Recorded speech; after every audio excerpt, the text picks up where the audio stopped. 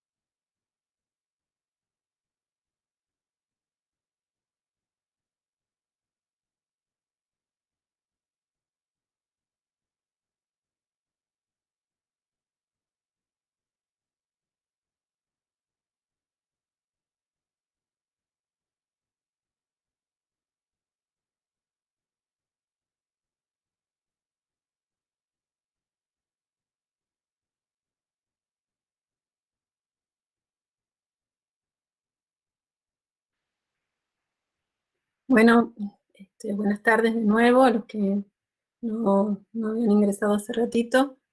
Los saludo. No está hoy de nuevo el profesor porque está un poco enfermo.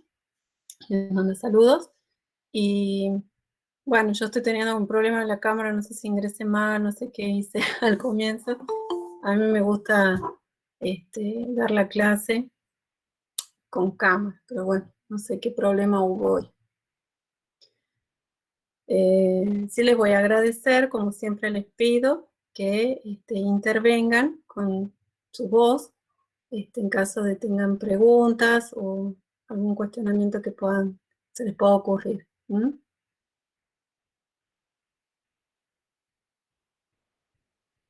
Les cuento que, como ya les había dicho la otra vez, las notas de los parciales ya están, solo que, bueno, ahora no les puedo dar yo, ya les va a ya les va a dar el profesor a cada uno en forma personal. Así que, bueno, para que se queden tranquilos respecto de la nota del parcial. Hoy vamos a seguir avanzando con el programa. Vamos a ver otro tema del programa, no vamos a seguir la línea, sino otro tema que también resulta interesante para ustedes en su próxima salida, digamos, de recibirse, ya prontos a poder ejercer su actividad, ¿no? Y vamos a ver el tema de derecho procesal.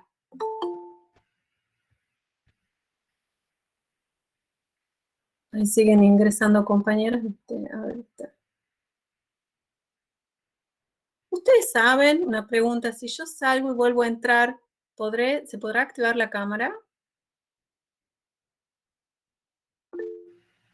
Bueno, pero que salgo como... Capaz que también es por los permisos, profesora. Arriba, no sé si estoy usando Chrome, arriba hay como un candado y ahí dice los permisos, capaz que no lo tienen.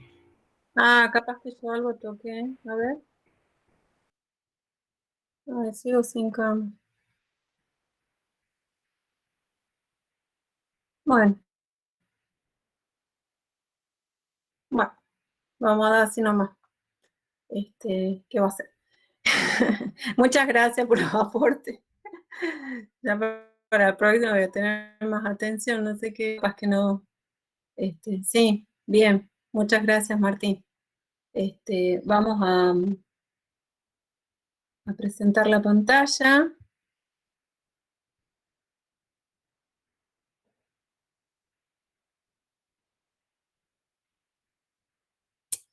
Me van a decir si es que la ven completa o tienen algún inconveniente. Ahí se ve la presentación. Bueno, muchas gracias, Ángel. Bueno, como les decía, hoy vamos a ver otro tema que también pueden estar relacionados ustedes el día que ya se desarrollen en su actividad laboral, ya sea en forma independiente o en forma dependiente, ya sea dentro de la actividad privada, como veíamos en la clase pasada, enmarcada dentro de la ley de contrato de trabajo, o bien dentro de una actividad en relación de dependencia relacionada con el Estado, que es una relación de derecho público.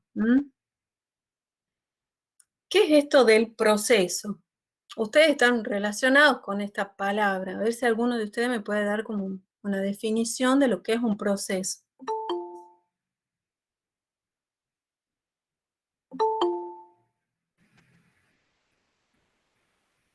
¿Qué es lo que ustedes entienden por proceso?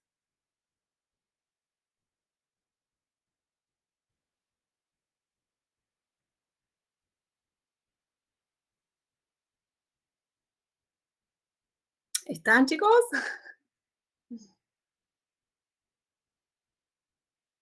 Bueno, Martín me dice, ay, se me va. Martín, ¿que lo puedes decir en voz, con tu voz, por favor? Porque yo no puedo dominar mucho esto. Te agradecería. Dabas una definición ahí. Ah, estás complicado. Bueno, ya lo veo. Ahí está, La ya. profesora Ahora. dice que es una secuencia de pasos para seguir y obtener algún resultado. Muy bien, Martín, y muy bien. ¿Quién ha leído? Juan. Juan. Bueno, muchas gracias, Juan. Es así. Nosotros en derecho, también tiene un significado muy similar al que ustedes manejan. Martín dice que es una secuencia de pasos que se siguen para obtener algún resultado.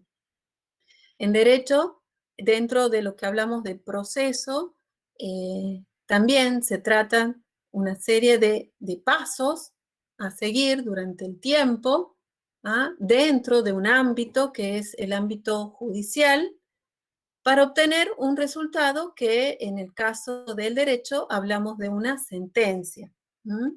Estas palabras que les estoy diciendo, si la han escuchado alguna vez, en noticias o quizás en la realidad que les toca a usted vivir, de lo que significa una sentencia. ¿Sí? La sentencia es la decisión del juez, ese resultado luego de que ha llevado esos pasos, esa secuencia de pasos, para llegar a ese resultado que es la sentencia. Bueno, ¿qué nos está significando esta idea de proceso? Es de que avanzamos.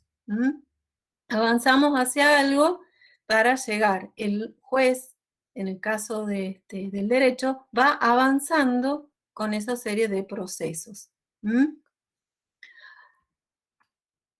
Jurídicamente decimos de que el proceso es una serie de actos jurídicos que se suceden unos a continuación de otros de manera concatenada y que tienen por objeto resolver a través de la decisión de un juzgador la petición sometida a su conocimiento.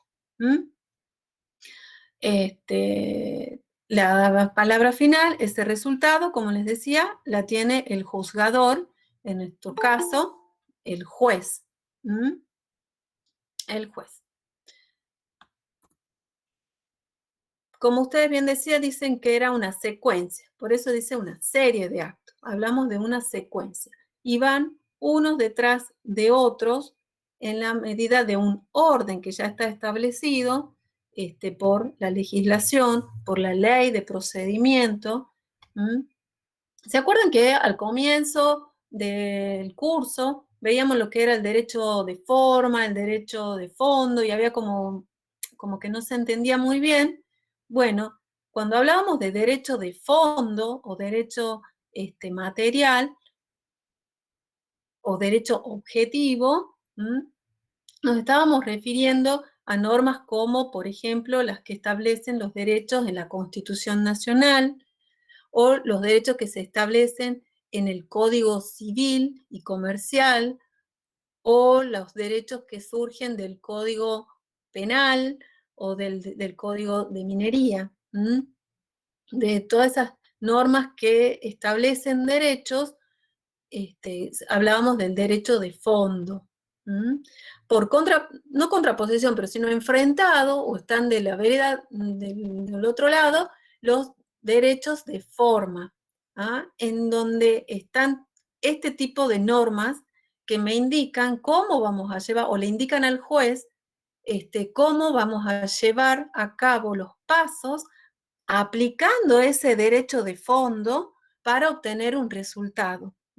El derecho de forma es la que me va a indicar el cómo voy a llegar al reconocimiento de ese derecho de fondo que me está diciendo tanto el Código Civil y Comercial o el Código Penal, el Código de Minería, una ley determinada que establezca derechos. ¿Me entienden hasta ahí? Sí, profe. Bien, y ahí vamos uniendo conceptos de lo que se trata, un derecho de forma de lo que es un derecho de fondo. Es importante que ustedes también adquieran la terminología, no les sea extraña la terminología una vez que ustedes ya empiezan a desarrollarse como profesionales. Esa es también la idea de este curso, que ustedes vayan tomando contacto con la terminología propia del derecho, que van a estar relacionados, y también con los casos o las situaciones que ustedes puedan enfrentarse también y que no les resulte desconocido. Bueno, hablamos de la serie de actos, que son una sucesión concatenada de actos jurídicos. No son cualquier tipo de actos los que van a entrar dentro del proceso judicial, sino actos jurídicos, es decir, que tienen efectos jurídicos, pueden crear derechos, modificarlos a los derechos, extinguirlos a los derechos, por eso se llama de actos jurídicos, tienen efectos jurídicos, que se suceden unos a otros de manera concatenada. Están, la serie de actos se suceden de acuerdo al orden, yo les decía, la ley establece un orden.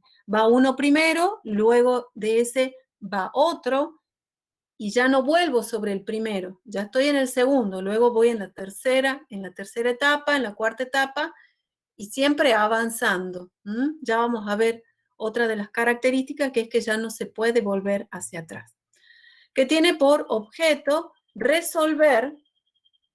Cuando hablamos de acá de resolver, es de darle la resolución al caso, así como nosotros en los trabajos prácticos venimos resolviendo de acuerdo a nuestro criterio, al criterio de ustedes, los distintos casos que se le van planteando, así también le llega la decisión al juez, solo que él tiene todo un conocimiento, un conjunto de conocimientos, donde va a aplicar a un caso concreto todas esas normas que están dentro del plexo normativo que le decimos, o conjunto de normas que maneja el juez o el juzgador para poderle dar una solución y una resolución a esa cuestión que se le está planteando, a través de la decisión del juzgador, que va a ser esa sentencia.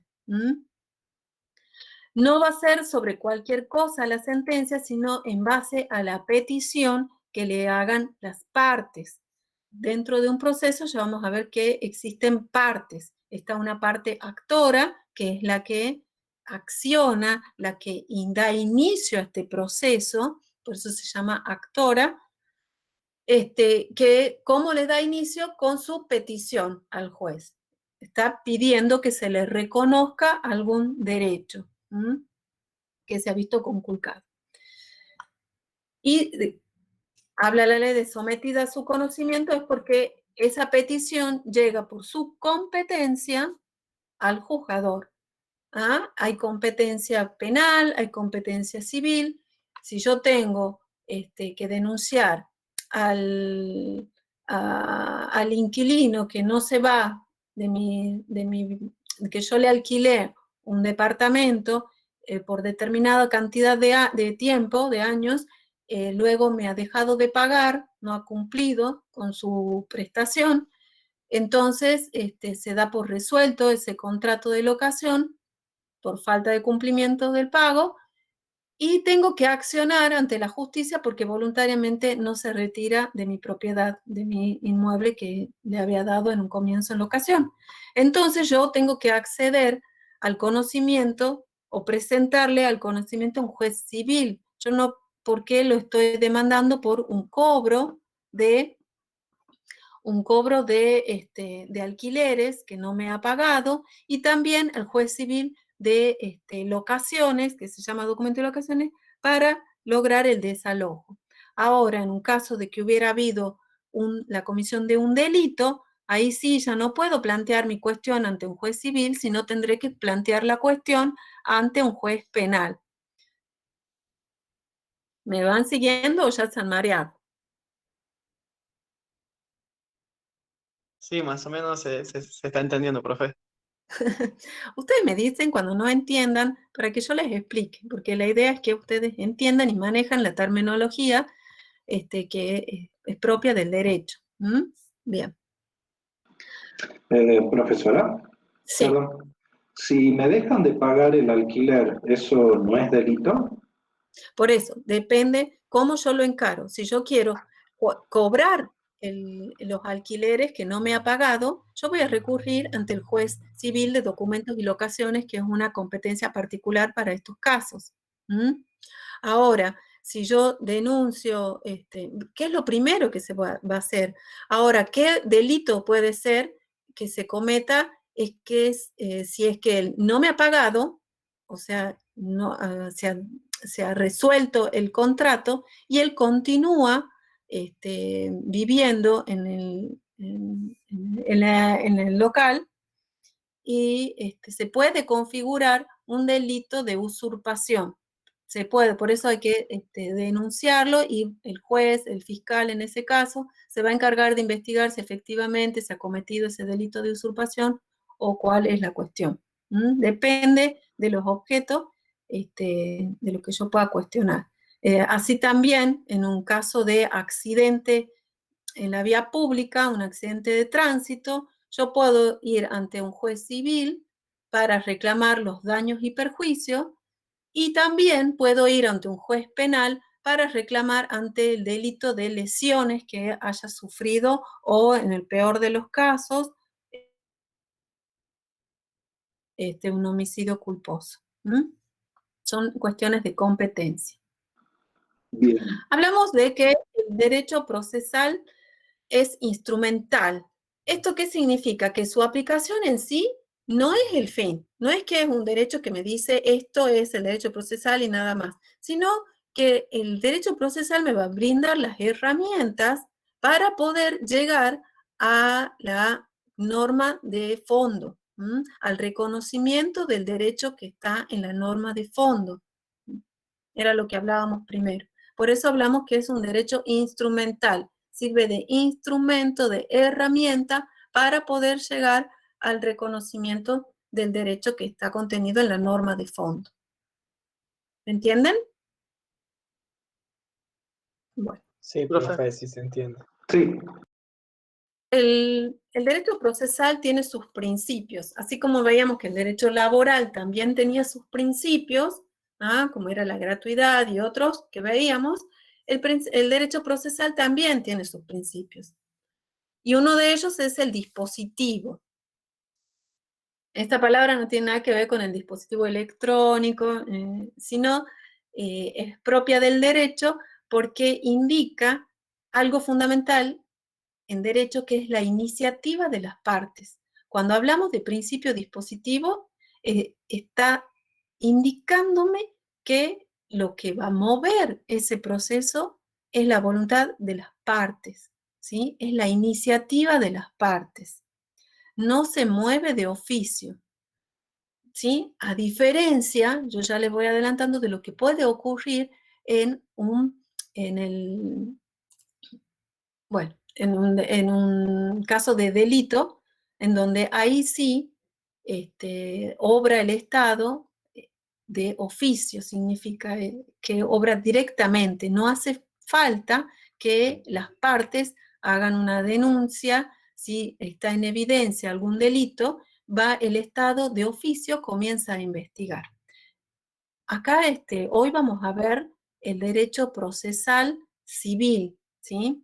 Yo quizás le haga algún paralelo con el penal a modo de ejemplo, pero lo que vamos a ver en esta bolilla, en este tema, es el derecho procesal civil. Por eso es que el principio, uno de los principios fundamentales es el principio dispositivo. El proceso civil solamente se encamina a través de la iniciativa de las partes. Solamente se va a poder ir avanzando en esa secuencia de actos por la actividad de las partes. Ese principio dispositivo también implica que hay coherencia entre la decisión del juez y la declaración de las partes. Por esto mismo que le estoy diciendo. Depende de la iniciativa de las partes. Entonces las partes, la parte actora y la parte demandada, son las que van a determinar los hechos sobre los cuales va a recaer la sentencia, sobre los que va a decidir el juez. En ese marco se va a mover el juez, no va a resolver o no va a tomar una decisión que no tenga nada que ver con la cuestión que le plantean las partes. Por eso hablamos de impulso procesal de las partes. Las partes son los que lo mueven, los que lo empujan al proceso. ¿Cómo van a hacerlo? A través de la aportación de los hechos, a través de la aportación de pruebas, con la presentación de escritos, porque nosotros tenemos un derecho procesal que es escrito. Todo se basa en escritos, que nosotros decimos así, que son los documentos que se van presentando, donde están las peticiones, donde están las pruebas, y se va armando el expediente. Con todos esos escritos de las partes se va armando el expediente procesal o el expediente judicial. Hoy, y a causa de la pandemia, se ha puesto, ya venía, pero es como que ha sido la fuerza que necesitaba para instalarse el expediente judicial. A partir de este año, ya existe el expediente judicial. Todo es online. Algunas cosas se pedirá que se presenten ante los estrados de tribunales, pero de ahí ya todo se realiza a través de sistemas. Por eso existe el expediente judicial. Pero es escrito porque lo leo, porque está dentro, o sea, si bien está en un soporte digital, se lo puede leer. Bien, otro principio es el de la bilateralidad, ¿sí? En donde se da la oportunidad de ser oídos ambas partes. Como ya les decía, hay dos partes, está la parte actora y la parte demandada. Se da oportunidad de escuchar a ambas partes, de que ambas partes produzcan pruebas, es decir, que las presenten y las produzcan. Producir pruebas significa que que si yo presento una prueba de testigos, esos testigos deben concurrir, de eso se trata el producir la prueba, se deben presentar ante los tribunales, responder las preguntas y así va a estar producida la prueba de testigos. Si yo ofrezco otra prueba, tengo que ver que se produzca. Otro principio era lo que ya les decía, que ya lo hablamos, el de la escritura. Este principio de la preclusión que tiene el derecho procesal, ¿qué nos indica? De que yo les hablaba de etapas al comienzo. En esa secuencia de pasos que nos decía Martín, bueno, acá son secuencias de etapas, en donde una vez transcurrida una etapa, ya no puedo volver sobre la etapa y volver a una etapa anterior. Ya siempre se trata de un proceso que avanza hacia adelante. Por eso es que hablamos del principio de preclusión. Esas etapas ya van precluyendo. ¿Ah? Carecen de eficacia los actos, dice, que se cumplan fuera de la unidad de tiempo que les está asignada. Si yo en la etapa procesal de la contestación de demanda y yo soy demandado, yo no contesté demanda en el plazo, en el tiempo que correspondía y ya la presento después, me la van a rechazar. ¿Por qué? Por el principio de preclusión. Ya se cumplió esa etapa, ya pasaron los tiempos procesales, los plazos procesales de esa etapa y no me van a poder aceptar, por más derecho que yo tenga, a contestar esa demanda. Otro principio es el de la adquisición. ¿Qué significa eso? Que todo lo que se vaya aportando, ya lo vamos a ver, Nicolás, a los tiempos de cada etapa, ¿sí? Me esperan un momentito, ya lo vamos a ver. El principio de adquisición, todo lo que se vaya aportando en ese juicio, pruebas, lo que sea, pruebas informáticas, pruebas de escrituras, pruebas de documentos, cheque, lo que sea que tenga que versar sobre la cuestión que se está discutiendo, todo va a revestir de carácter común a las partes, por eso se llama de adquisición. Ya no es mi prueba, sino es la prueba del proceso, de ese juicio que se va llevando a cabo. En tribunales o entre los abogados se habla de los autos. Cuando hablo de auto no me refiero al vehículo, sino al juicio que se está llevando. Por eso van a escuchar por ahí, teniendo los autos a vista, teniendo todo el expediente a vista, va a resolver la cuestión el juez. Entonces todo se va a incorporar, todo lo que las partes vayan incorporando, reviste con carácter común para todas las partes y le pueden servir para ambas partes. Bueno, como decíamos que se trata de un proceso, acá no le puse la flechita, pero empieza este proceso, donde está la P, más o menos, si me siguen, y va a terminar y va a avanzar hacia adelante, hacia la derecha, ¿sí? ¿Me explico? Bien. Hay una primera etapa de ese proceso que en el proceso civil, hoy en día existe lo que se llama mediación. La mediación es una etapa en la que se presentan las partes ante un mediador. Ya es como una pre-etapa judicial, podríamos llamarle así. ¿Cuál es la idea de esta etapa? Es que las partes se acerquen a través de el mediador, que el mediador las acerque a las partes y quizás en esas audiencias de mediación puedan llegar a una resolución de la cuestión que ellos están planteando sin tener que llegar a atravesar todo lo que significa un proceso judicial. Porque un proceso judicial lleva sus tiempos, sus plazos, sus años, su esfuerzo económico, porque se pagan honorarios, porque se paga tasas de justicia y demás gastos judiciales. Entonces, para evitar llegar hasta el dictado de una sentencia, quizás algunas cuestiones, depende del rubro, podríamos decirle, pueden ser encaminadas a través del proceso de mediación y se concluyen ahí. Cuestiones como, por ejemplo, cuestiones como de alimentos, en los que una de las partes le reclama a la otra los alimentos por los hijos menores de edad, o bien son los hijos los que reclaman. Se puede, ese caso perfectamente se puede resolver en una audiencia de mediación sin tener que atravesar por todas las partes del juicio, y con los tiempos y los costos que puede llevar a cabo.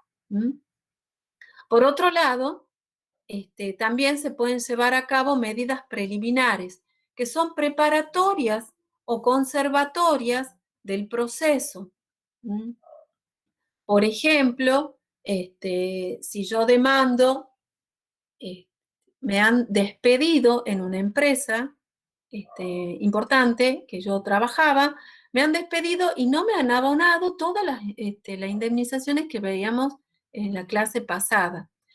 Entonces mi abogado dice, le vamos a plantear una medida conservatoria, preparatoria y conservatoria, que consiste en trabar un embargo preventivo. Esa es una medida, por ejemplo, conservatoria. ¿Para qué? Porque no vaya a ser que durante la tramitación del proceso, quien me deba pagar envíe todo su dinero, lo transfiera, de modo que después quede como insolvente y ya no me pueda pagar. Entonces, todas estas medidas conservatorias y preparatorias se las realiza con el fin de que se pueda llevar a cabo el proceso y tener efecto la sentencia al final de ese proceso. Otra medida conservatoria podría ser, por ejemplo, que han pasado los 20 años, es más, 30 años de que estoy viviendo como dueño en una propiedad y estoy por hacer la prescripción adquisitiva. En ese caso, voy y hago una anotación en el registro de la propiedad, en donde anoto de que se va a iniciar ese juicio, por supuesto que va con todos los recaudos de la justicia. Entonces, ya ahí ya estoy como conservando, estoy como dando una voz de alerta de que ya estoy iniciando este proceso para que nadie pueda tomar mi lugar, porque en el derecho existe este principio de que primero en el tiempo, primero en el derecho. Entonces, para que nadie pueda impedir que yo acceda a ese derecho, hago esa medida de anotar en el registro el comienzo de ese proceso judicial de adquisición. Luego está con donde comienza propiamente el proceso, que es con la demanda. Acá hay un actor, que es el que comienza la demanda, que es el que ha sentido vulnerado, el que ha experimentado la vulneración de un derecho, y por eso reclama ante la justicia en contra de un demandado, que es el que le debe ese derecho que plantea el actor. ¿Qué requisitos tiene que tener esa demanda? Esa demanda, primero que nada, la voy a presentar, la va a presentar mi abogado, mejor dicho, porque va con firma de abogado, ante tribunales, ante mesa de entrada de tribunales. ¿Qué voy a poner en ese escrito de demanda? El apersonamiento, o sea, quién soy, mi DNI, todos mis datos personales y los datos personales del abogado que me va a representar o que me va a patrocinar. Son dos conceptos distintos. Hay apoderamiento cuando yo, actor o demandado, soy una de las partes, le doy poder a mi abogado a través de una escritura pública. Ya son conceptos que ustedes ya los van conociendo. Otorgo ese poder al abogado para que él, directamente él, firme todos los escritos en mi nombre. En cambio, hay patrocinio letrado cuando todos los escritos los firma el abogado, pero también los firmo yo porque soy parte, ¿sí? Son dos formas de actuar dentro de un proceso que tienen las partes. Bueno, en esa demanda también voy a poner el objeto, o sea, ¿qué es lo que yo le estoy reclamando al juez para que me haga lugar a mi petición? Es mi petición, mejor dicho, ¿sí? En el caso de la demanda laboral que yo les decía, ese objeto va a consistir en que yo le pido al juez el pago de las indemnizaciones que me corresponden por ley, hago un detalle de todos los rubros que yo reclamo en contra de la persona que ya también, ya lo he puesto todos los datos de la contraparte o del demandado. En ese objeto tengo que poner todos los detalles que yo voy a reclamar. Y si se trata de un reclamo laboral, también tendré que poner el monto, por eso les decía, el rubro, los tiempos, los plazos, todo, porque todo lo que esté en ese escrito, así lo va a resolver el juez. Yo ya después no puedo agregar nada más por esto de las etapas preclusivas que les decía en un comienzo, por el principio preclusivo. Luego está la descripción de los hechos o la narración de los hechos. Ahí le voy a contar al juez, siguiendo en el ejemplo del reclamo laboral, le voy a contar que yo en el año tal, en fecha tal, inicié una relación laboral con el demandado, realizaba determinada tarea para este demandado, bueno, todo, le voy a contar todo cómo han sido los hechos, en realidad el que redacta es el abogado, pero va a contar todo cómo han sido los hechos por los cuales yo termino reclamándole a la justicia lo que me corresponde. También se va a poner el derecho en el cual yo, sobre el cual me fundo mi petición. En este caso, el derecho, ¿cuál será el derecho que yo voy a invocar? En el ejemplo que les vengo dando.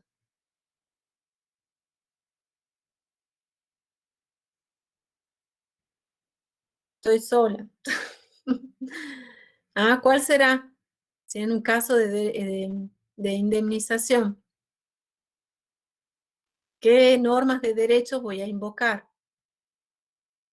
Voy a invocar el Código Civil. No, el derecho laboral. Muy bien, Germán. Voy a invocar las normas de derecho laboral. Las normas que, eso va a invocar, por supuesto, el abogado cuando redacte la demanda. Pero no tengo que recurrir al derecho civil, sino al derecho laboral, porque ahí están precisamente mis derechos a acceder a la indemnización que le estoy peticionando al juez, ¿sí? ¿Ven cómo todo está relacionado? Tienen que ir relacionando. Bueno, y al final en el petitorio es como un resumen de lo que yo le pedí en el objeto, ¿sí?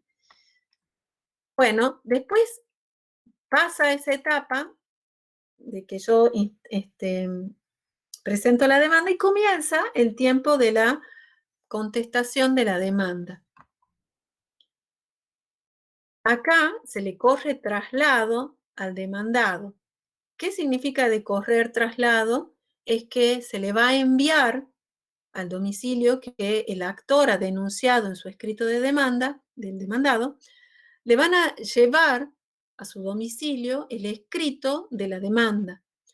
O sea, ahí toma conocimiento de que lo están demandando, quién lo está demandando, por qué lo están demandando y por cuánto dinero, el monto lo están demandando. Y él tendrá un tiempo para contestar su demanda. Podrá oponer, que le decimos, excepciones. ¿Qué significan oponer excepciones? Que antes de contestar, antes de que son en un tiempo breve, en cuestión de días, de pocos días, puede plantear esta excepción. ¿Qué significa? Que una excepción de pago, por ejemplo.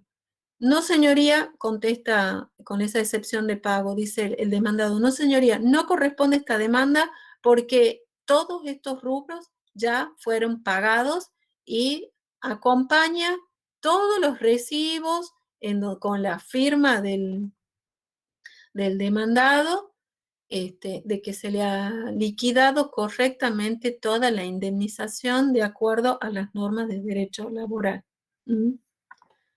Y luego, sí o sí, va a contestar, o sea, primero presenta esas excepciones y luego contesta demanda. Sí o sí tiene que contestar.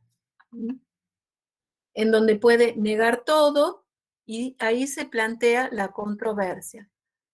O bien puede aceptar lo que dice el demandado, en el caso que estamos, puede decir, sí, señor juez, efectivamente el señor ha trabajado para mi empresa y yo no le he pagado lo que le corresponde. Me allano, así dice, me allano a la demanda, ¿sí? Tienen como esta terminología muy propia del derecho.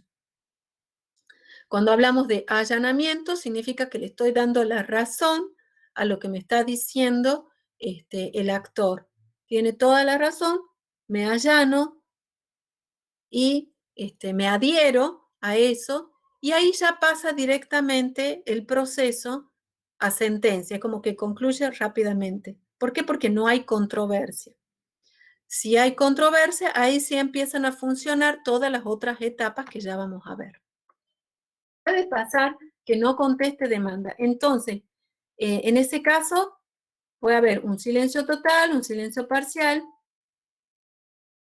y en esos casos es declarado rebelde, en el caso de silencio. O bien puede ser que él diga, no, contrademando, no acepto los hechos, al contrario, lo demando al actor porque ha destruido totalmente las máquinas que estaban a su cargo en mi empresa, y por eso se procedió al despido y yo acá lo contrademando por todo el monto que me debe a raíz del destrozo que ha hecho de las máquinas y de la pérdida económica que he tenido. ¿Mm? Y ahí se unen esas dos demandas, podríamos llamarlas, y va a salir una sentencia única. En el caso de silencios, se declara la rebeldía, donde no comparece o abandona el proceso. Profesora, una pregunta. Sí. ¿Tiene un tiempo para contestar? Sí. 15 días. Saben que no lo tengo acá el código procesal, ya se me está... Si en ese plazo no contesta, es como silencio. Exactamente. Exactamente.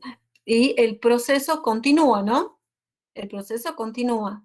Se abre, continúa con la etapa siguiente, que es la apertura a prueba.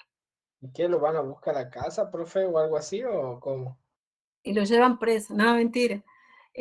¿Sabes que estoy con la duda? Se me ha metido la duda. Claro. Los días hábiles que me pregunta Nicolás, y no lo tengo a mano, lo dejé abajo el código procesal, ya lo voy a buscar para que estemos bien, para que no tengamos dudas. No se lo lleva al domicilio que el actor denuncia, ¿sí? Ahí se le envía. Puede ser que no se lo encuentre, porque no es que va al correo, sino va a un oficial de justicia. Es como el correo que podría tener tribunales, se llama oficial de justicia. Y el oficial de justicia, cuando se presenta en el domicilio a entregar la documentación, deja constancia de si lo ha encontrado, a qué hora lo ha encontrado, si no lo ha encontrado, si qué información recibe. Puede ser que diga, no existe esa numeración, no existe ese edificio. Para evitar todo eso, el actor previamente tiene que constatar que el demandado resida en el domicilio que él está denunciando, si no se vuelve muy engorroso hasta que tienen que citarlo por edictos, que se llama, porque se denuncia, se va a ver cuál domicilio tiene en el padrón electoral. Bueno, se trata de recabar con los recursos que tiene la justicia, de ver cuál es el domicilio de determinada persona. Y cuando no se lo tiene, cuando no se puede conseguir el domicilio, se constituye el domicilio en los estrados, o sea, es como una notificación ficticia porque la persona nunca se entera. En los estrados de tribunales significa en la puerta del tribunal. El proceso va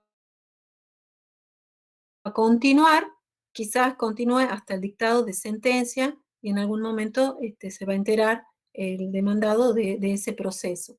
Ahora, puede ser que él se entere o tome intervención en la apertura a prueba, puede incorporarse al proceso, pero ya no va a poder contestar demandas, ya no va a poder hacer todo lo que estaba en las etapas previas, salvo que demuestre realmente de que no ha podido tomar intervención por algún motivo. Bueno, seguimos avanzando, ya les voy a buscar los plazos. Hubo una modificación del Código Procesal Civil, así que también hay todo, por eso me tengo que poner al tanto de todas las modificaciones que hubo. Pero ya les voy a pasar bien los plazos. La apertura de prueba, esa sí me acuerdo bien que eran 40 días. ¿Se acuerdan que en los hechos uno contaba todo cómo había sido la relación entre el actor y el demandado por la cual se termina reclamando algo? Cuando se contesta demanda también se ponen los hechos. El que contesta demanda también va a contar su verdad. ¿Se acuerdan por ese principio de bilateralidad en la que se escuchan a ambas partes? Se escucha al actor en los hechos de la demanda y se escucha al demandado en la narración de los hechos de la contestación de la demanda. Y cuando hay hechos controvertidos, sobre estos se va a abrir a prueba. Es decir, que si ambas partes, tanto actor como demandado, reconocen, en el caso de, siguiendo el mismo ejemplo, reconocen que se adeuda la indemnización por antigüedad, eso no se va a tener que probar porque ambas partes ya lo han reconocido. Pero si el demandado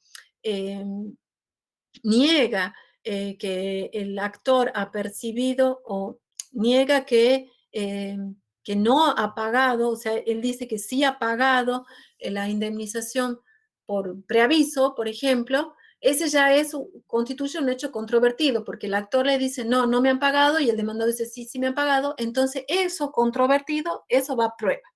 ¿Se entiende hasta ahí? Bueno, y que sean conducentes a la resolución. Profesor, No una van pregunta. ¿Eso sí. es verbal o con prueba? Diciendo, yo te he pagado, acá está la agua. No, acá como se trata de un proceso escrito, todo es escrito. Ah, perfecto. En la contestación de demanda, que va a ser escrita también, va a decir, siempre dirigido al juez, ¿sí? Acá es como que ya todo le cuento al juez. Su señoría, yo no le debo, dice el demandado, o sí le debo, pero le debo menos. ¿Por qué? Porque correspondió el pago de tal fecha, adjunto tal documentación. Ah, eso también me había olvidado decirle que cuando yo presento la demanda, sí o sí tengo que presentar toda la prueba documental que esté a mi alcance. Si yo no la adjunto en ese momento, después no la voy a poder adjuntar. Salvo que yo pruebe y diga en el escrito de que no tengo acceso, pero sé que existe determinada prueba. Entonces, ¿por qué no tengo acceso? Porque es una prueba que está dentro de la administración pública. Por ejemplo, un certificado o alguna cuestión que esté en una RT, por ejemplo. Entonces ahí la tengo que nombrar a esa prueba. Sé que existe, no la tengo, no la incorporo ahora al proceso, pero sé que existe y que está en determinada oficina para que yo la pueda pedir después en la etapa oportuna a esa prueba. Entonces, no entran a prueba, no se deben probar los hechos no afirmados por ninguna de las partes o los hechos afirmados por una parte y admitidos por la otra. Los hechos notorios no se prueban, no se prueban de que el día es día, la noche es noche, que los feriados son feriados, eso no se prueba. Y los hechos presumidos por la ley, como por ejemplo los descansos de sábado y domingo, etc. Tampoco se prueba el derecho, ya sea nacional o internacional. Bueno, medios de prueba. Yo le había dicho que el plazo acá de apertura a prueba son 40 días. En esos 40 días que se abre a prueba, en los primeros 10 yo tengo que ofrecer la prueba. ¿Qué significa? Presento un escrito, mi abogado presenta escrito, en donde dice, un escrito, ofrezco prueba documental, que ya la ofrecí, ya la presenté, pero lo vuelvo a decir, que ya la adjunté, que ya se encuentra en poder del juzgado, enumero toda la prueba, recibo de sueldo, certificado del ANSES, toda la prueba documental que yo pueda tener referida al juicio. ¿Qué otra prueba puedo ofrecer? La prueba de testigos. Entonces, en un documento, en un escrito, yo digo, ofrezco como testigos a tal, y que pueden ser mis compañeros de trabajo, tienen que estar individualizados lo que más se pueda, con su domicilio y su DNI, para que pueda estar identificada la persona, y también se adjunta un cuestionario de preguntas que se le va a hacer a ese testigo.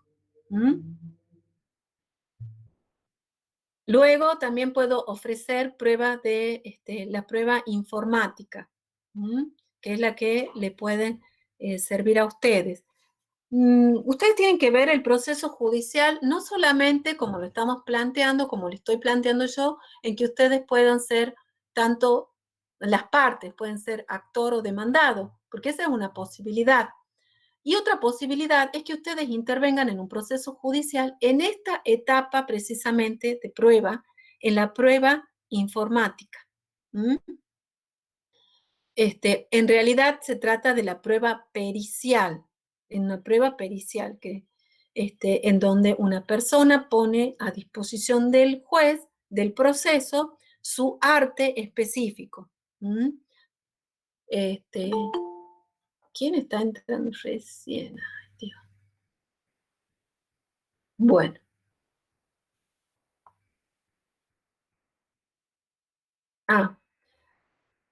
¿Por qué ponía esto de que hay medios de prueba que están no legislados, como por ejemplo la prueba informática?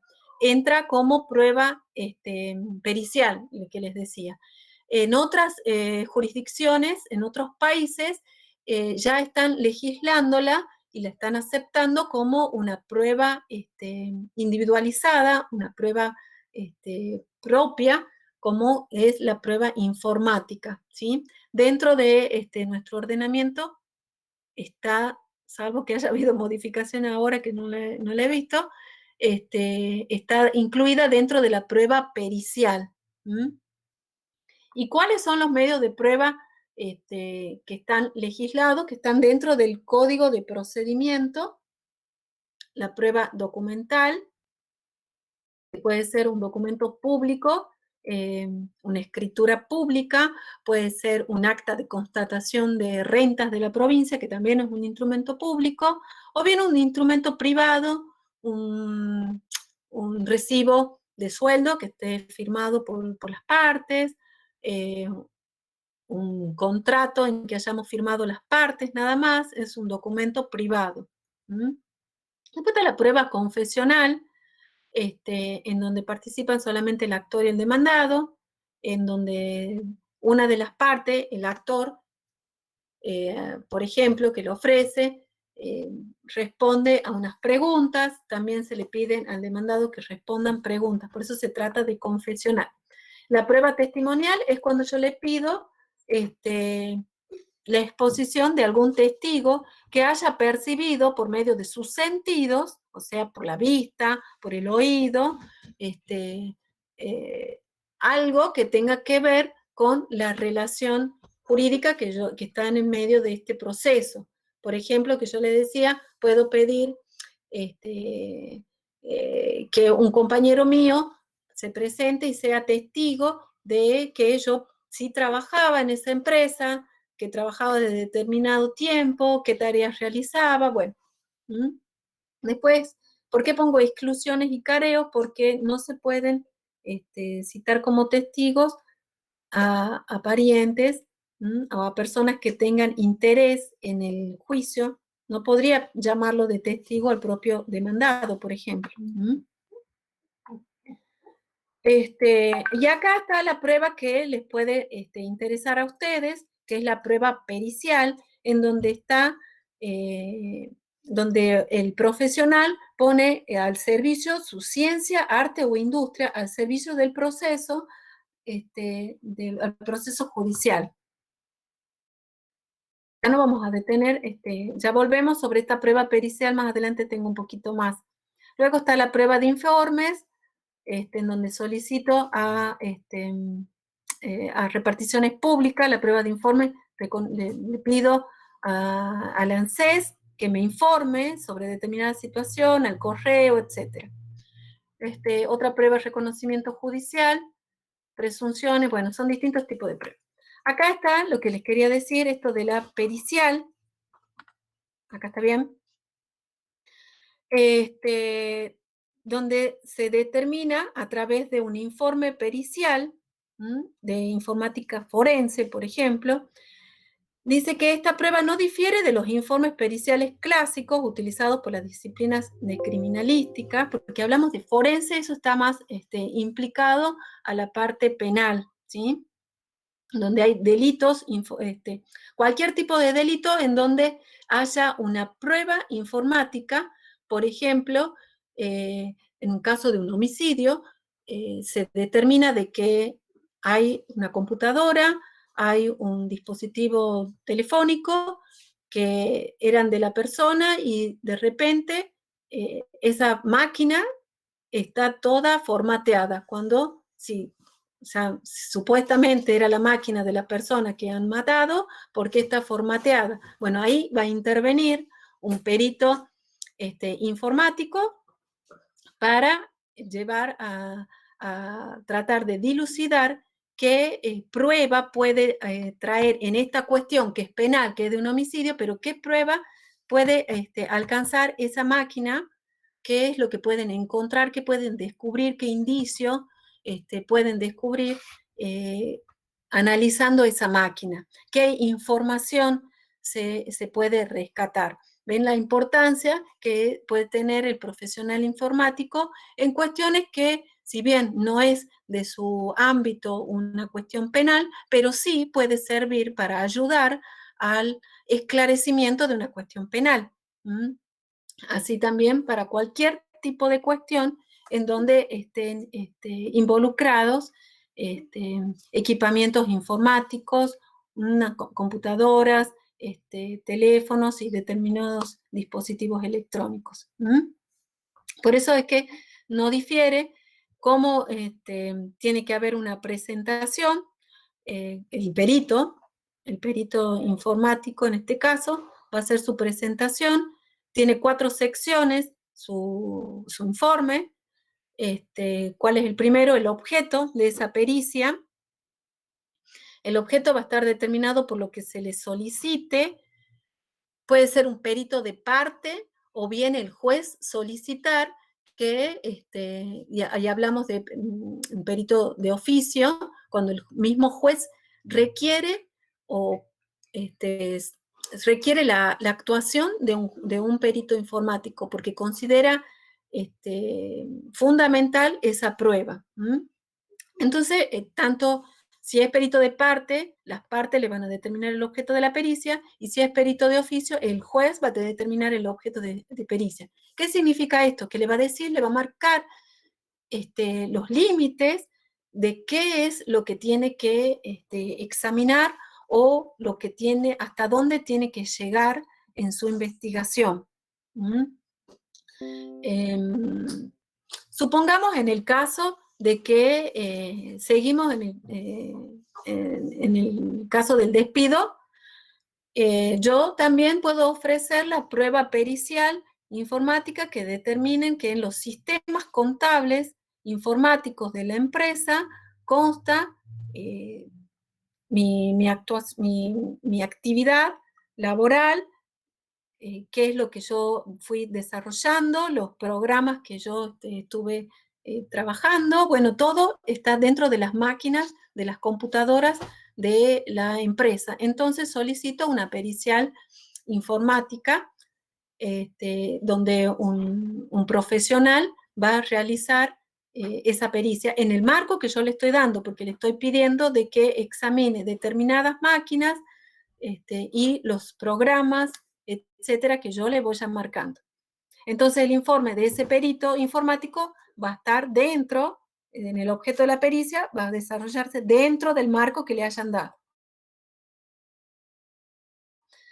¿Cuáles son? El informe también va a contener cuáles son los elementos ofrecidos que se le han brindado al perito como prueba, es decir, determinada máquina va a dar todas las características de la máquina o del celular o del dispositivo que le hayan ofrecido para que lo analice.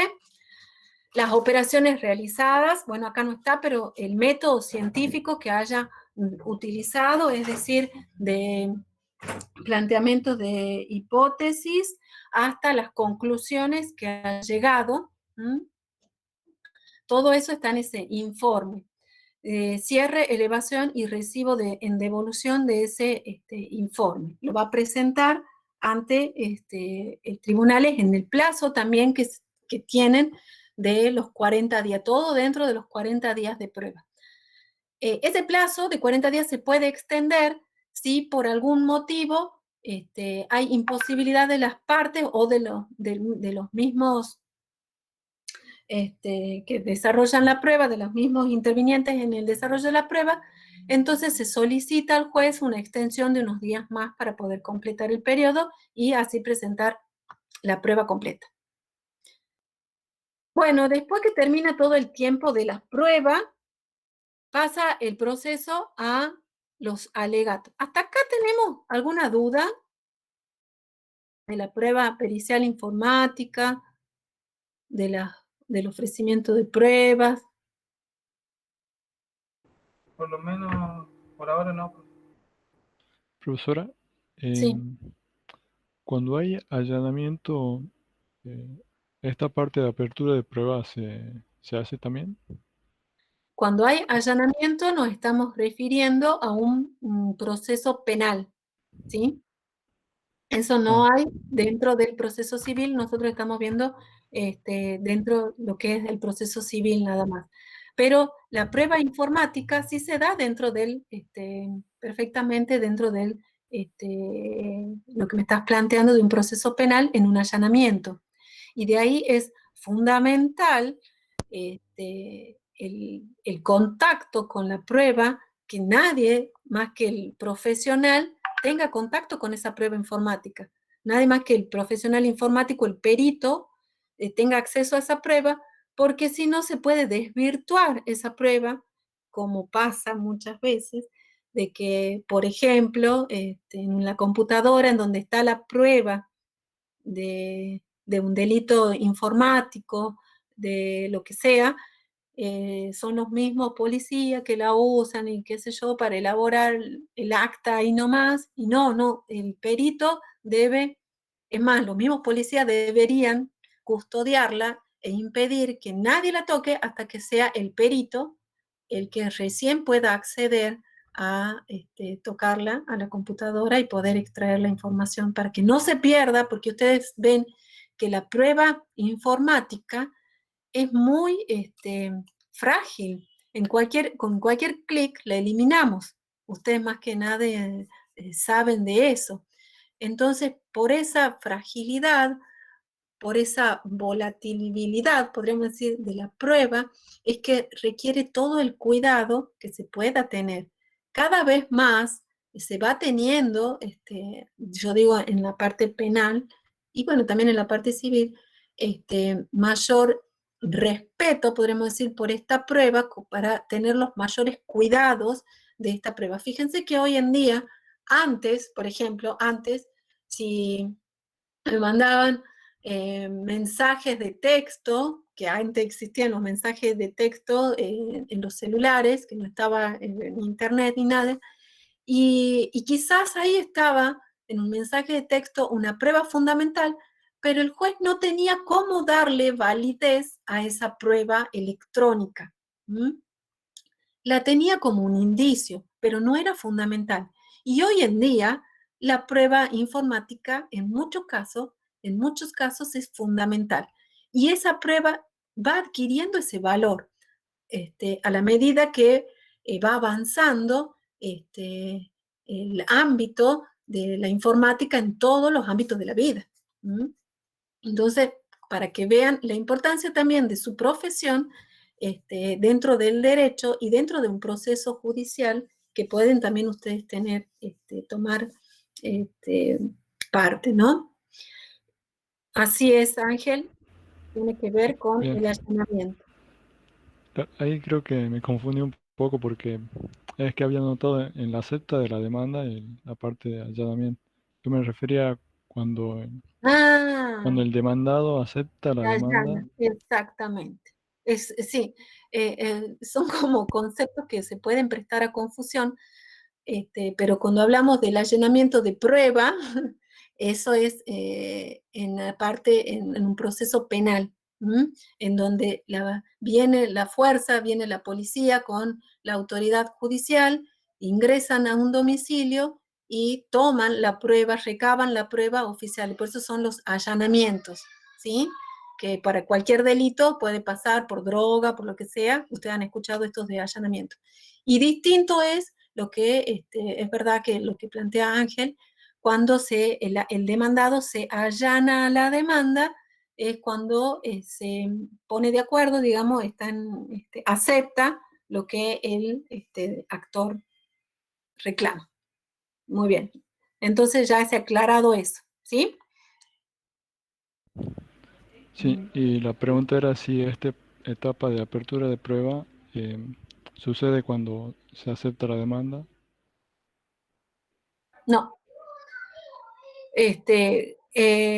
Cuando hay allanamiento de la demanda, ya no pasamos por la prueba, directamente pasamos a la sentencia, porque no hay hechos controvertidos.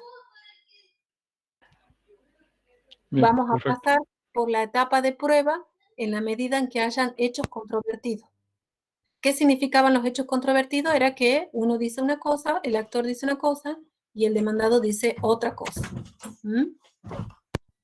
Perfecto, ahí se entendió mejor.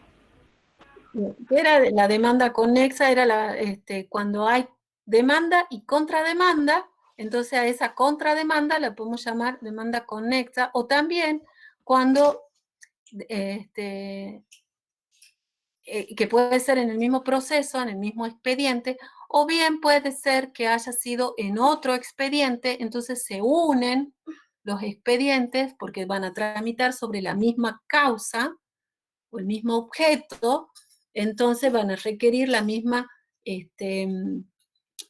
resolución, ¿sí? Entonces, cuando se tienen en común el mismo objeto, se unen. Por eso habla de demanda conexa. ¿Se entiende, Nicolás?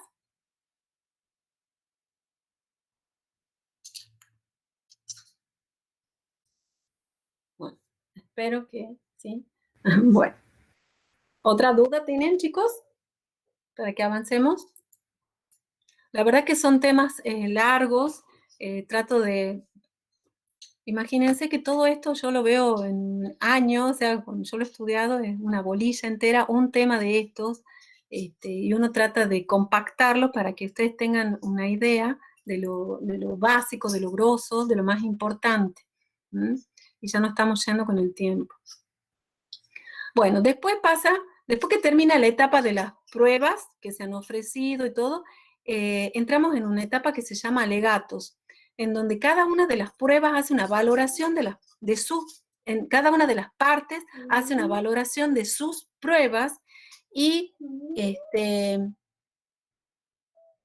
después y trata de restarle valor a la prueba de la contraparte. De eso se tratan los alegatos. Y luego pasamos a las sentencias, en donde va a dar su resolución, su veredicto, el juez.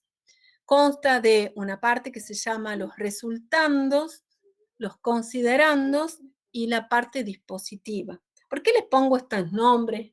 Es para que tengan contacto con esta terminología, para que cuando lean una sentencia también sepan de qué se trata. Cuando habla de los resultandos, se está refiriendo a los antecedentes de cómo viene a plantearse la cuestión. Entonces, resultando que que tal persona inicia tal acción por tal cuestión, y después vienen los considerando, en donde el juez va haciendo su propia valoración de qué es lo que él observa de tanto lo planteado por la demanda como lo contestado por el demandado.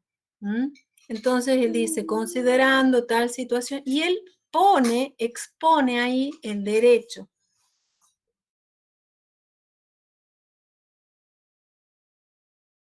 Entiendo cuál es la postura del juez que va a quedar concretada en la última parte, en la dispositiva, o donde se dice normalmente resuelve. Ahí en esa parte dispositiva queda concretizada todo lo que él ha venido desarrollando en la parte de los considerandos. En la parte dispositiva, ¿qué va a decir? Hacer o no hacer lugar a la demanda por los motivos expuestos en los considerandos, dice ahí. En los considerandos va a estar todos los motivos por qué toma tal decisión, con la exposición del derecho y también de esa fuente de derecho que hablábamos al comienzo del curso, cuando hablábamos de la jurisprudencia. Acá los jueces también en sus sentencias van a tomar las sentencias de otros jueces para darle también fundamento a su decisión. Se trata de una norma.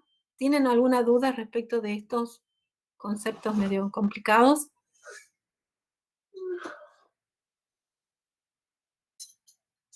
Bueno, la sentencia es una norma individual. ¿Qué significa? Solamente va a tener efectividad sobre las partes de ese proceso. No porque yo esté en una situación particular, se me va a aplicar a mí. En una situación particular igual o parecida, se me va a aplicar a mí. No, porque solamente se va a aplicar a las personas, a las partes de ese juicio. Para ellas tiene obligatoriedad, les da certeza y adquiere cosa juzgada cuando es notificada a las partes en el plazo que dispone la ley, y por eso adquiere calidad de cosa juzgada, quiere decir que queda firme. Antes de quedar firme, yo la puedo recurrir si es que no estoy de acuerdo. Y ahí empieza otro proceso que es en las cámaras de apelaciones, y se puede llegar hasta la Corte Suprema.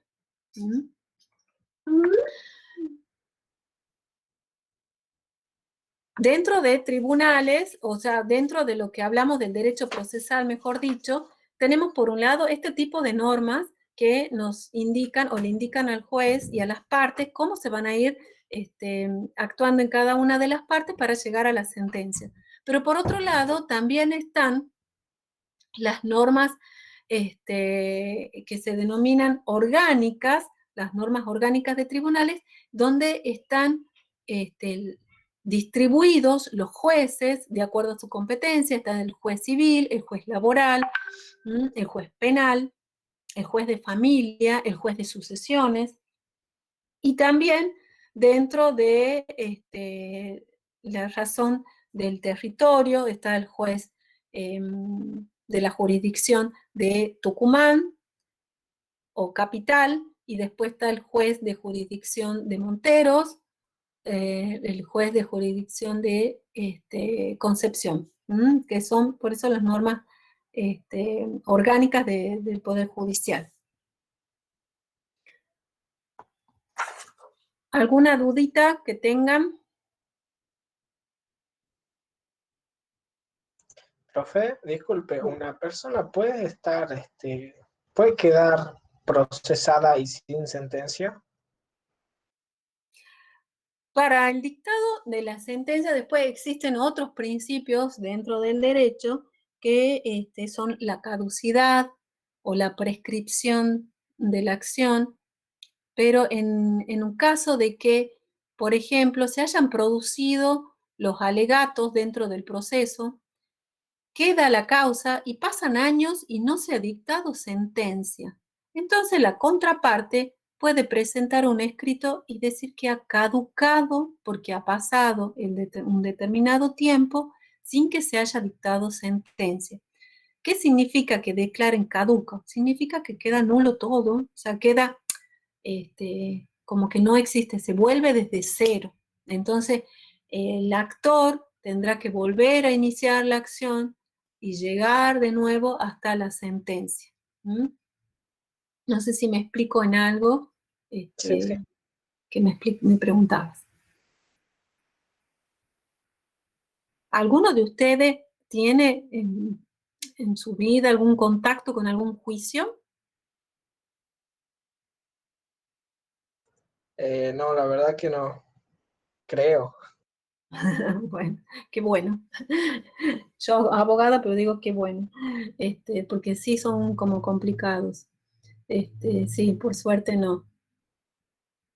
Y la caducidad de la instancia va a depender de la materia, dependerá de la materia, de qué se trate. Así que me pregunta Nicolás Burgos. Vamos a ver ahora el trabajo práctico. ¿Dónde está? Ya me salió.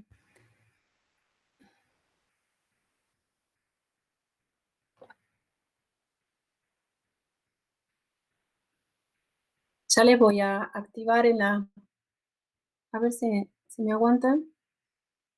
Me fijo si puedo activarles en la página, en la plataforma.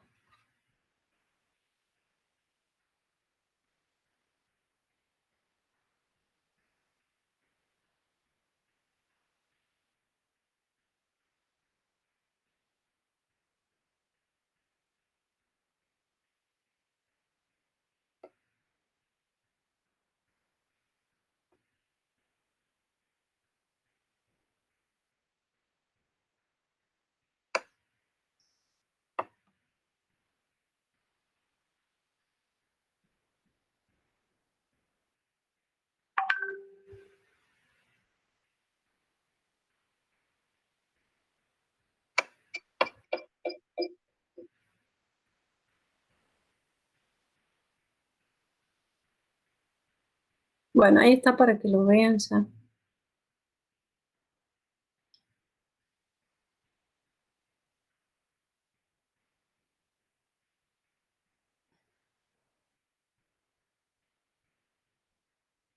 ¿Están viendo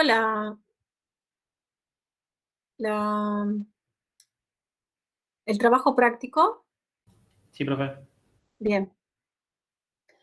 En base al siguiente artículo periodístico, enuncia y explica brevemente los pasos de un proceso judicial ordinario dentro del proceso civil. Ahí no le agregué, pero se trataría de un proceso civil.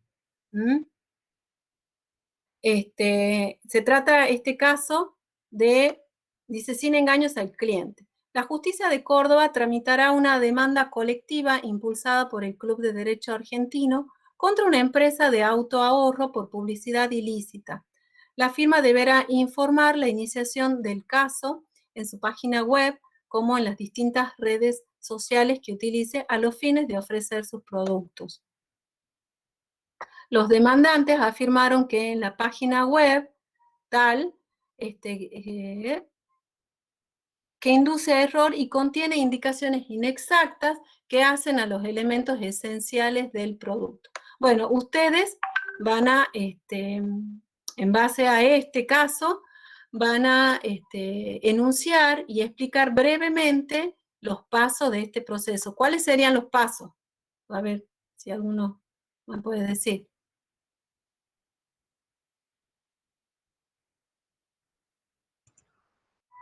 El primero no es el arreglo de las partes, para ver si es que se puede evitar entrar en algo más complejo, digamos.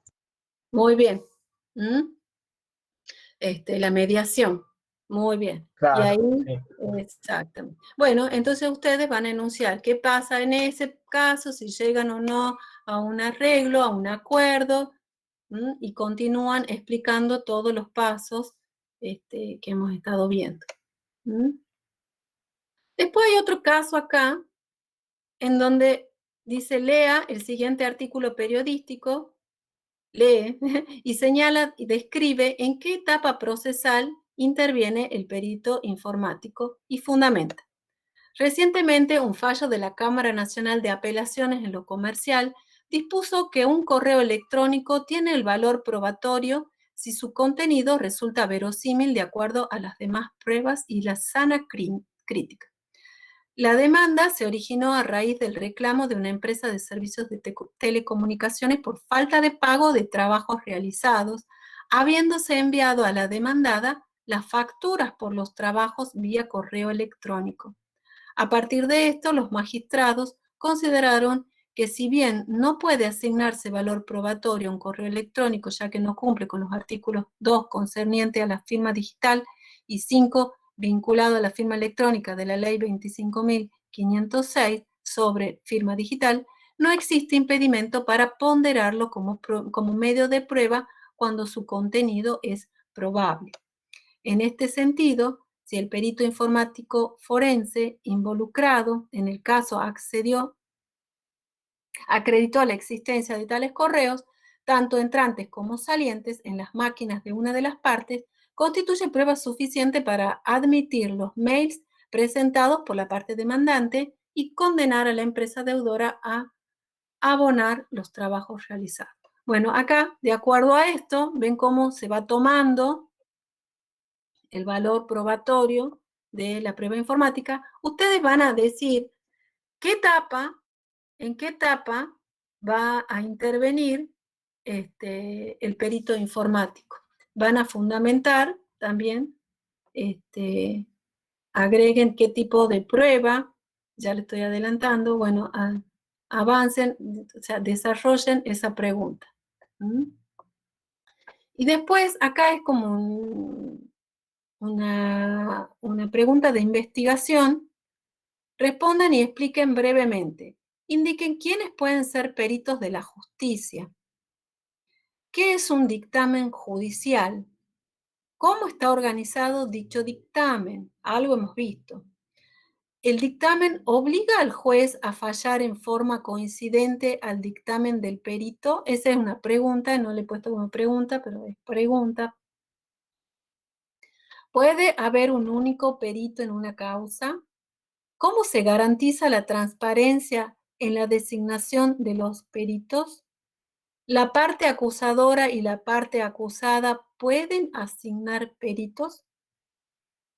Esto se trata de una pregunta de investigación en donde también voy a valorar que investiguen en páginas de derecho argentino.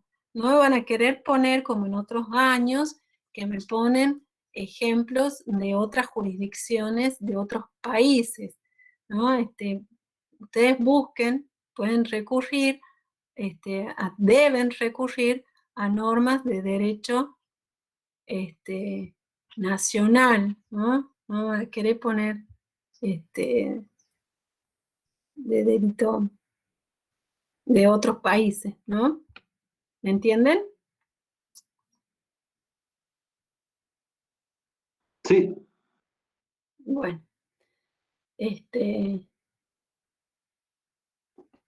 ahora si quieren lo vamos viendo al práctico, vayan viéndolo, Nos vamos a quedar unos minutos para que si tienen alguna duda.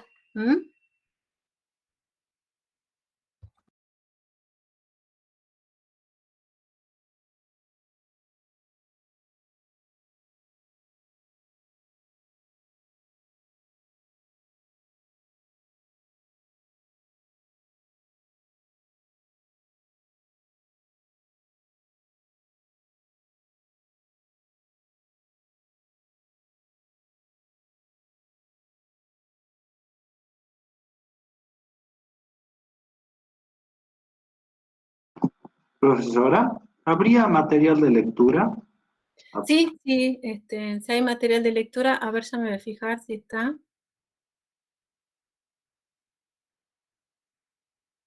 Ya les voy a subir. Sí. No sé qué pasa con este.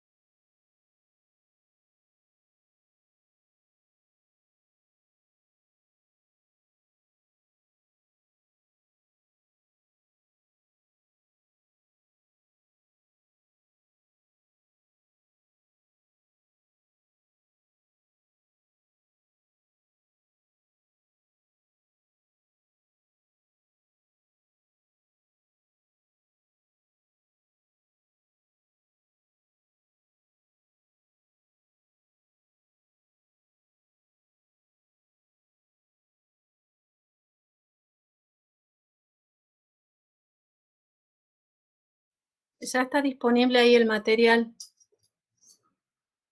Por favor, se fijan, así chequeamos que lo pueden ver.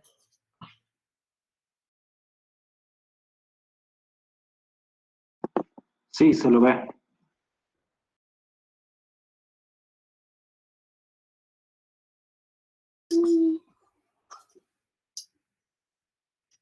Gabriel, sí, no las he dado yo a las notas, que ya están, yo ya les había dicho que ya estaban.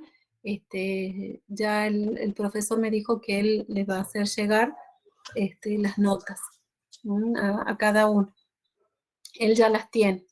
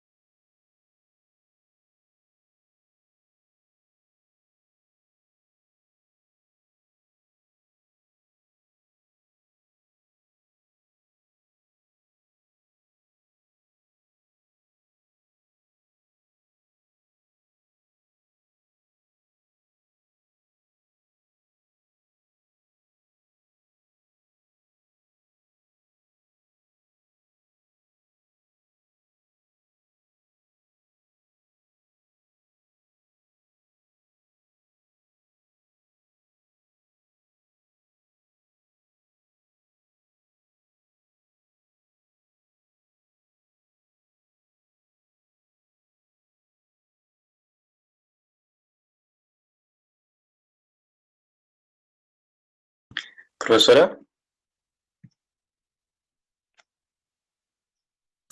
Sí, quería consultarle en el práctico, en el punto uno, sí. este, hay como que no me queda claro donde dice la firma deberá informar la iniciación del caso en su página web, como en distintas redes sociales que utilice, a los fines de ofrecer sus productos. A ver, ya me fijo.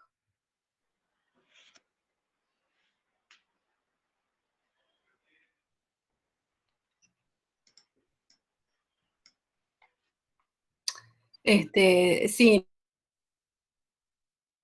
lo que pasa es que ahí ya está iniciada la demanda y dice que la firma deberá informar la iniciación del caso, o sea, de la demanda, en su página web, como en las distintas redes sociales que utiliza a los fines de ofrecer sus productos, en las que, en donde, o sea, en todas las redes sociales y en su página web, en donde ofrece sus productos, tiene que informar de la iniciación de esa demanda, del caso. Pues ese es el caso. Ah, bien, perfecto. Sí, este caso es más que nada ilustrativo. Lo que ustedes tienen que hacer es enunciar y explicar brevemente los pasos, como para darle un marco. ¿Mm?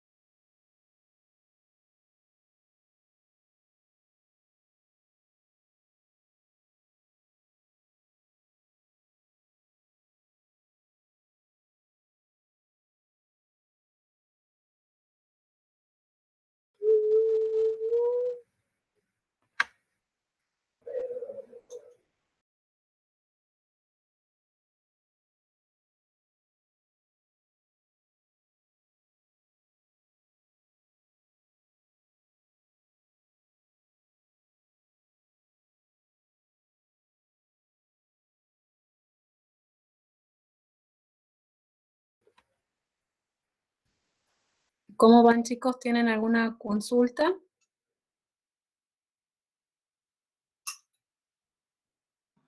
No todavía, profe, esperando para el evaluativo. Sí, sí, eso le iba a decir que ya le falta poco. Bien. ¿Me das permiso? No,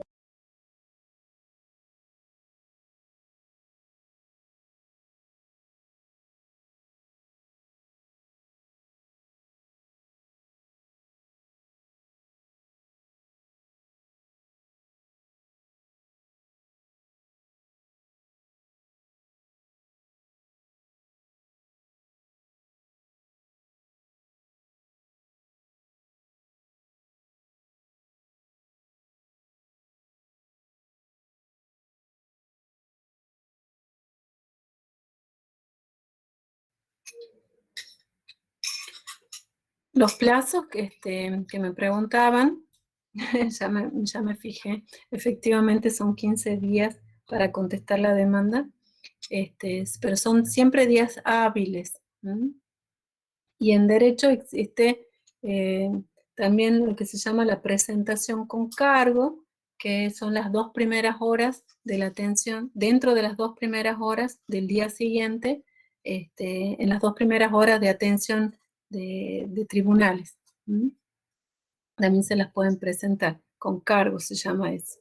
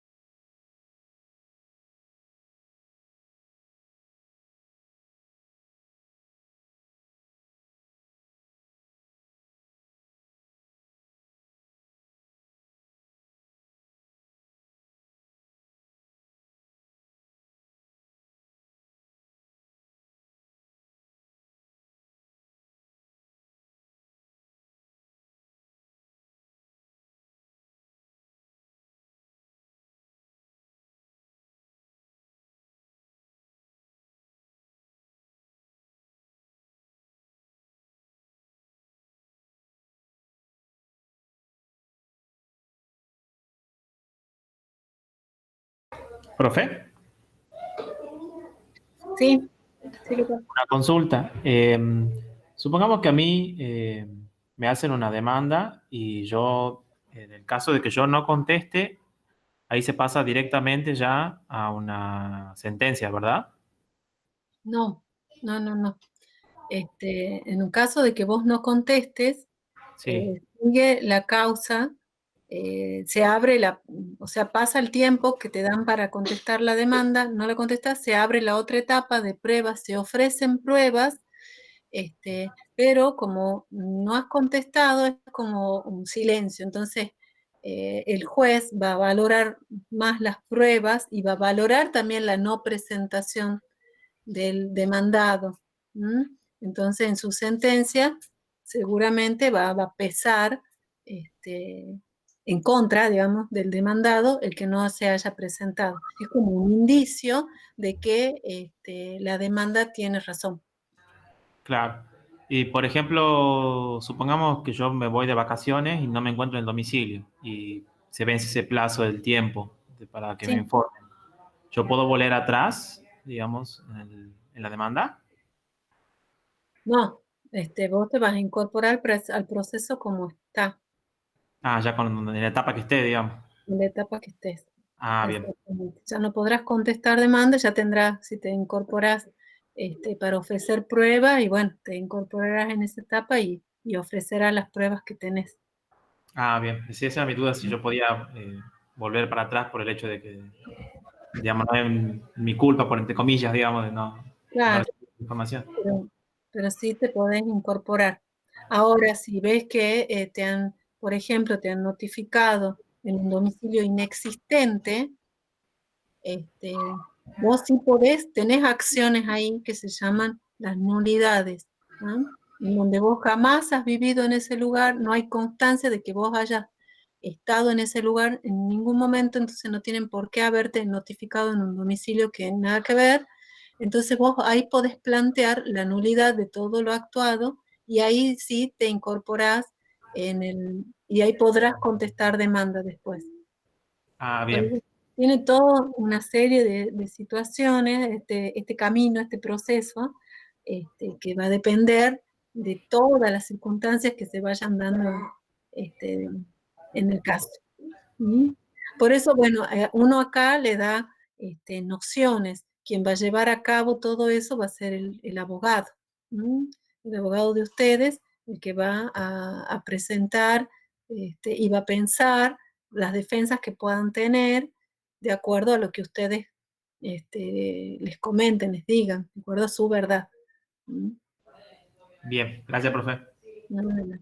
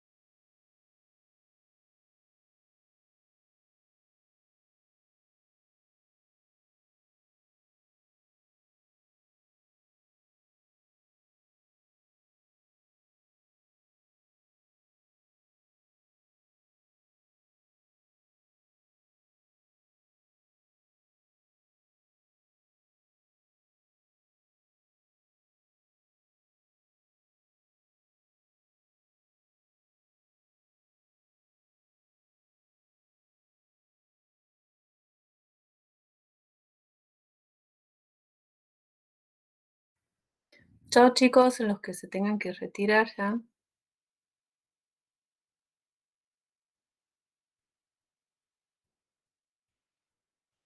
Chao, Gabriel.